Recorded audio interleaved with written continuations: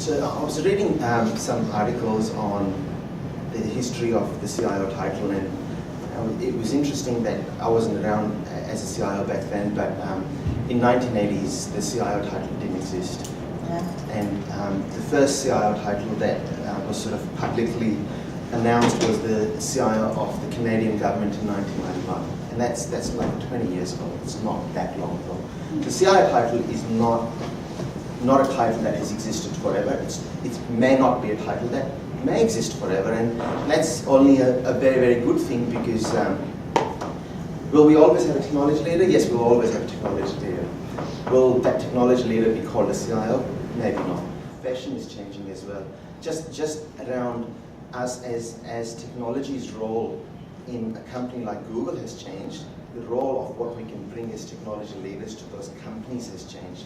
And I can only see that we may not end up with a CIO title in the future, and that's really what I see from a CIO perspective, more from a technology leadership perspective, that to have an equal seat at the executive table, we cannot just be technologists.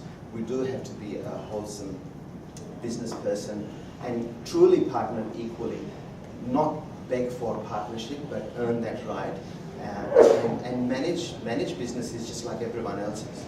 Well, firstly, thank you for the opportunity.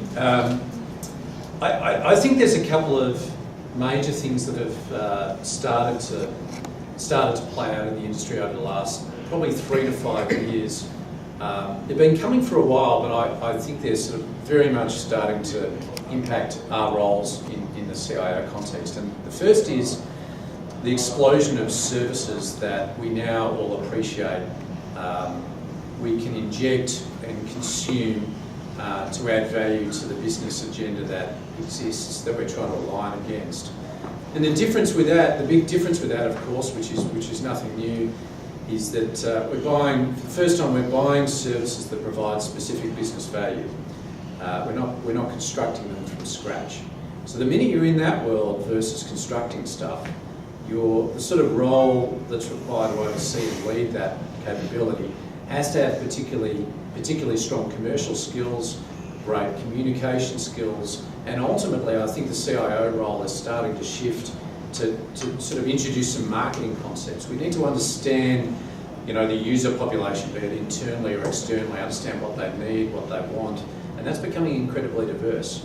So, the ability to kind of match different things for different people, I think is becoming critical.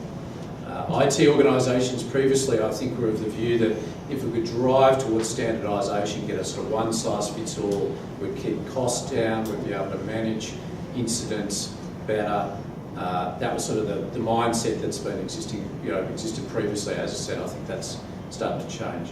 The other thing that's very related to that same concept is the explosion of devices that are available. And back, I don't know, the last time anyone did a refresh cycle around technology, we kind of looked at it and thought, okay, we've got desktop and laptops, and that was kind of it. Even 3 or 4 years ago, that was sort of typically the approach that people looked at when considering devices. You look at the world now, and there's wearables being coming onto the market. Last week's Apple's announcement, which isn't particularly new because other vendors have had this stuff in the marketplace before, but there's multiple different devices. So at KPMG, for example, we've got 5,500, 6,000 people.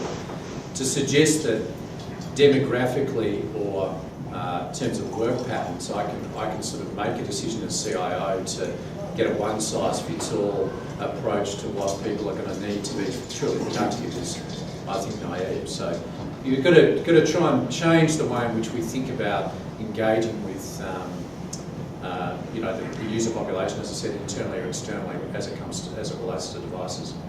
So those two big movements on the services front and on the device front, I think, as I said, forcing this emphasis on deep commercial skills, great marketing orientation, great communication skills, and ultimately stakeholder management, because we've now got the ability to kind of align things for different segments or different populations across the stakeholder community that we're managing. So,